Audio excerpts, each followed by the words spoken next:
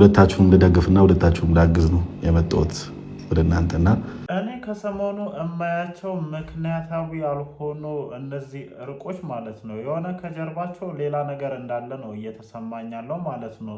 አሁን ላይ በነሩታ በኩል ማለት ነው ከነ አብርሽ ጋር ለመታረቅ ከነ አብርሽ ጋር የነበረባቸውን ችግር ለመፍታት እየሄዱበት ያለው ርቀት በፊት ከነበራቸው አስተሳሰብና በተለይ ደግሞ ማለት ነው በሩታ ዘንድ ያለውን በአብርሃምና በሄርሜላ መካከል ችግር ለመፍጠር ወይም የእነሱን ግንኙነት ለማበላሸት እየሄደችበት ካለው ርቀት አንጻር በበጎ ጎኑ እየተመለከትኩት አይደለም። ለምሳሌ ቀንም በተለቀቀው ቪዲዮ ፈረንጁ ከአብርሃም ጋር ታርቋል። አሁን ደግሞ መጥቶ ኤፍሬም ከሄርሜላ ጋር ታርቋል። ትላንትናም እንዳየነው ቡዜ ከሩታ ጋር ታርቃለች እና እኚህ በተከታታይ እየተደረጉ ያሉ ይቅርታዎች ወይም እየተደረጉ ያሉ እርቆች ጥሩ ናቸው፣ መጥፎ ናቸው ማለት አልችልም። ግን ደግሞ ከነዚህ ነገር ጀርባ ያለውን ነገር ዝም ብዬ ለማየት ስሞክር ነገሮች እየጣሙኝ ወይም ትክክለኛ ናቸው ብዬ እንዳምን እያደረገኝ አይደለም። ስለዚህ አሁን ላይ ከማንም እና ከምንም ነገር በላይ መጠንቀቅ አለባቸው ብዬ የማስባቸው ሰዎች አብርሃምና ሄርሜላ ናቸው ማለት ነው። እኔ ግንኙነታችሁን ባልደግፈውም ወይም ግንኙነታችሁ የመጣበት መንገድ ትክክለኛ ነው ብዬ ባላስብም ግን ተዋደናል፣ ተፋቅረናል ብላችሁ ለዚህ ግንኙነታችሁ በጣም ብዙ ዋጋ እየከፈላችሁ ነው። በተለይ ሄርሜላ ደግሞ በጣም ብዙ መስዋዕት አድርገሻል ይህንን ግንኙነት እዚህ ደረጃ ላይ ለማድረስ ማለት ነው።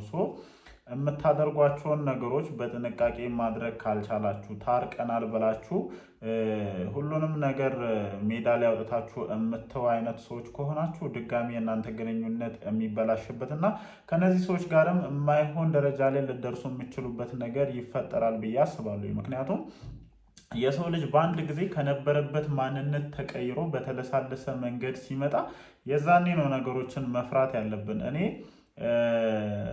ጠላቴ እንደሆነ የማውቀውን ሰው በቃ ኤኒ ታይም ጠላቴ ነው ብዬ ስለማስብ ሁሌ ነው መጠንቀቅ። ያንን ሰው ወዳጅ መስሎ የሚመጣን ሰው ነው መጠንቀቅ እጅግ በጣም አስቸጋሪ የሚሆነው ማለት ነው። የዛኔ ከእናንተ ጋር እንደዛ ጠላትነት ውስጥ እያሉ ይሻላል ብዬ አምናለሁኝ እንደኔ ማለት ነው። ምክንያቱም እኔ በየትኛውም አይነት መንገድ ልቀበለው የማልችለው ነገር ምንድን ነው? ሩታ ከሄርሜላ ጋር ተስማምታ ልትቀጥል የምችልበትን መንገድ በፍጹም ልቀበለው አልችልም። የማያስኬድም ነው። ምክንያቱም እኔ ለሩታ ከሄርሜላ የተሻለ ጠላት ይኖራታል ብዬ እንደኔ አላስብም። መቼም ደግሞ ያ ጠላትነቷ ይጠፋል ብዬ አላስብም። አስባችሁታል? የልጃችሁን አባት ባላችሁን እናንተ በሰራችሁት ስህተትም ይሁን በየትኛውም አጋጣሚ የነጠቃችሁን ሰው ታርቃችሁ ከዛ ሰው ጋር በሰላም ስትኖሩ ማለት ነው። የባለቤቴ አዲሷ ሚስት ነች እያለች ሩታ ስትቀጥል አስባችሁታል? ሩታ ታርቅ ያለውኝ እርቅ ፈጥር ያለውኝ እያለች የምትመጣበትን መንገድ በእንደዚህ አይነት ምክንያት ልቀበለው አልችልም። በቃ እኔ ከዚህ በፊትም ብየዋለሁ፣ ለሩታ ከሄርሜላ የተሻለ ጠላት ሊኖራት አይችልም፣ መቼም ይሁን መቼም ማለት ነው። እና ይሄ ከሄርሜላ ጋር ታርቀናል እርቅ ፈጥረናል የሚባሉ አካሄዶችን በፍጹም ልቀበላቸው አልችልም። ከዛ ውጪ እነ ፈረንጁ ለረጅም ጊዜ ያክል ከሩታ ጎን ሲቆሙ የነበሩ ሰዎች ናቸው እና ዛሬ በድንገት ተነስተው መጥተው ሩታ ተሳስታለች፣ ሩታ አጥፍታለች ብለው ከአብርሃም ጋር እርቅ ሲፈጽሙ ከዚህ ነገር ጀርባ የሆነ ነገር እንዳለ በደንብ ይናገራል። ግንኙነታችሁን ማበላሸት የማትፈልጉ ከሆነ አሁንም ተጨማሪ ችግር ወደ ራሳችሁ ማምጣት የማትፈልጉ ከሆነ እጅግ በጣም መጠንቀቅ አለባችሁ ብዬ እንደኔ ያስባለሁ ማለት ነው። ሰላም፣ እንዴት አመሻችሁልኝ የኔ ተወዳጅ ቤተሰቦች? ደህና ናችሁ ወይ? አለን፣ እግዚአብሔር የተመሰገነ ይሁን። ዛሬም እንግዲህ ከመሸ በተለቀቁት 2 ቪዲዮዎች ዙሪያ ሀሳባችንን እንሰጥበታለን ማለት ነው። ያው ቪዲዮን ሁላችሁም ተመልክታችኋል ብዬ አስባለሁኝ። እኔም መግቢያ ላይ የራሴ የምላቸውን ሀሳቦች አጋርቻለሁ ማለት ነው። እናንተም በኮመንት ሴክሽን ላይ ሀሳባችሁን ሰጡበታላችሁ። ጠቅልል አድርጌ ወደ ሀሳቡ ስመጣ እንዳልኳችሁ ነው፣ ለሩታ ከሄርሜላ የተሻለ ጠላት ይኖራታል ብዬ እንደኔ አላስብም እና ነገሮችን የምታቆምበት ወይም ነገሮችን የምታስቆምበት የተለያዩ አይነት ቴክኒኮችን ትጠቀማለች ብዬ አስባለሁ። በጥላቻ መሄድ እነዚህን ሰዎች ማለት ነው ትክክለኛ የፊት ለፊት እንትን ማድረግ እጅግ በጣም አስቸጋሪ ነው ብዬ ነው እንደኔ የማስበው ማለት ነው።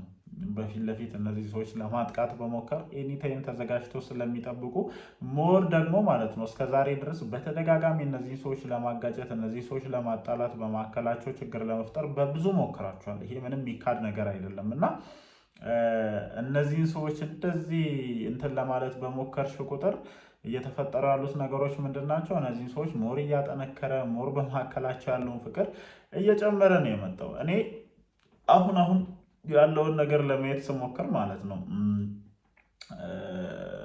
በቃ የሆነ ግንኙነታቸው ትክክል እንዳልሆነ ውስጥ ይቀበሏል እኮ። እኔ በየትኛውም አይነት መንገድ ሩታን ትተህ መተህ ከሄርሜላ ጋር የጀመርከው ግንኙነት ትክክል ነው ብዬ አላስብም። ግን ልረዳቸው የምፈልጋቸው ነገሮች አሉ። ለምሳሌ የሩታን ጸባይ በደንብ ለማየት ስትሞክሩ ሩታ በጣም እንደ ሰው የሚጎላት ነገር አለ፣ እንደ ሰው ማለት ነው። ምክንያቱም አብርሃም በጣም ትሪትመንት የሚፈልግ ሰው እንደሆነ ነው የተረዳሁት። ሄርሜላ አብርሃምን በምን አሸነፈች ካልን በዚህ ትሪትመንቷ ነው እያሸነፈች የመጣችው ማለት ነው። እንደ ወንድ ልጅ በጣም ብዙ ስህተቶች ይሰራሉ፣ በጣም ብዙ ፋውሎችን እንሰራለን። ግን ደግሞ ትዳር ማለት እነዛን ሁሉ ነገሮች ተሸካክመን የምንኖርበት ነው። አሉ አንዳንድ መሸከም የሌለብን ነገሮች አሉ። ግን አብርሃም የዚህን ያክል ወጣ ያሉ ድርጊቶችን ሲፈጽም እንደኔ ተመልክቼው አላውቅም። የምሬን ነው፣ እውነታውን ስንናገር ማለት ነው።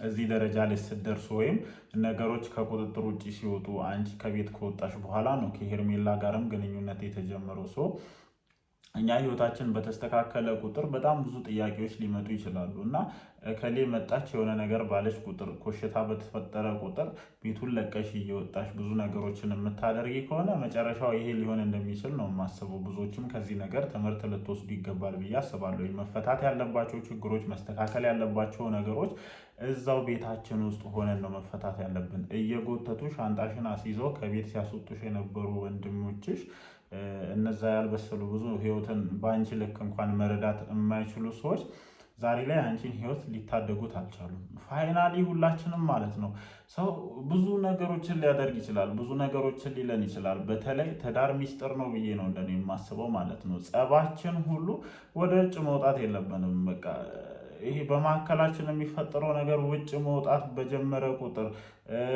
ነገሮች ወደ ሌላ ቦታ መውጣት በጀመሩ ቁጥር ብዙ ነገሮች እየተበላሹ ነው የሚመጡት። የምሬን ነው የምላችሁ። እና እነዚህ ነገሮች ወደ ውጭ መውጣታቸው አንቺን ምን ያክል ዋጋ እያስከፈለሽ እንደሆነ ነው እየተረዱ ያሉት። ይኸው ዛሬ ደግሞ እንዳየነው ኢቭን አጠገብሽ የነበሩት እነ ፈረንጁ ሩታን ጥፋተኛ ብለው እስከ መምጣት ደረጃ ደረሱ። አይተሻል አይደለ? እቺ እኮ ናት በቃ ይኸው ትዳሯን እምቢ ብላ አልፈልግም ብላ ቤቱን ለቃ እየወጣች ትዳሯን አበላሸች፣ እንደዚህ ሆነች። ይኸው እሱማ ምን አለበት? ምን የመሰለች ልጅ አግብቶ እየኖረ ነው የሚባሉ።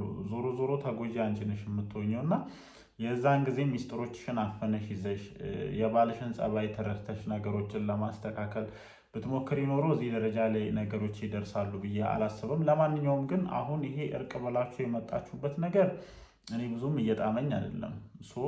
ልጆቹ ምን ያክል እንደሚዋደዱ ነው እንደኔ እያዩ ያሉት። ቅድምም ብያለሁ የመጡበት መንገድ ይሄ ፍቅር የተጀመረበት መንገድ ትክክል ነው ብዬ አልቀበልም፣ ልቀበለውም አልችልም፣ ለወደፊቱም ቢሆን ማለት ነው። ግን ደግሞ በማዕከላቸው ያለውን ነገር ስናይ አሁን ላይ አብርሃም ከዚህ ተመልሰ ወደዚህ ና ማለት እጅግ በጣም የሚከብድ ነው። አንቺም ቢሆን የእሱን ህይወት ማበላሸት እንጂ ታርጌትሽ ቤትሽን ህይወትሽን ማስተካከል እንዳልሆነ በተደጋጋሚ በምታደርጊያቸው ነገሮች እየተመለከትኩኝ ነው። እና ያ ደግሞ የአንቺን ማክስ በደንብ እያስላጠ እንደሆነ ነው እንደኔ እየተረዳ ያለሁት። ለማንኛውም በትክክለኛው መንገድ ከሆነ የምርም እርቁን ፈልጋችሁ የምርም ሰላም ማውረድን ፈልጋችሁ ከሆነ ይህንን ነገር ሁሉንም ሰው ደስተኛ ያደርጋል ብዬ አስባለሁ። ግን ቅድም እንዳልኳችሁ ለሩታ ከሄርሜላ በተሻለ ጠላት ሊሆናት የሚችል ሰው ስለሌለ እየወረዱ ያሉ እርቆችን በእንደዚህ በፊት ለፊት መንገድ ማየት አልፈልግም። ቅድም እንዳልኳችሁ ከዚህ ነገር ጀርባ የሆነ ነገር ይኖራል ብዬ ከሚያስቡ ሰዎች አንደኛው ነኝ። እናንተስ ምን ትላላችሁ? ያላችሁን ሀሳብ አስተያየት ኮመንት ሴክሽን ላይ ማስፈራችሁን አትርሱ። ወዳችኋለሁ። ይመቻችሁ።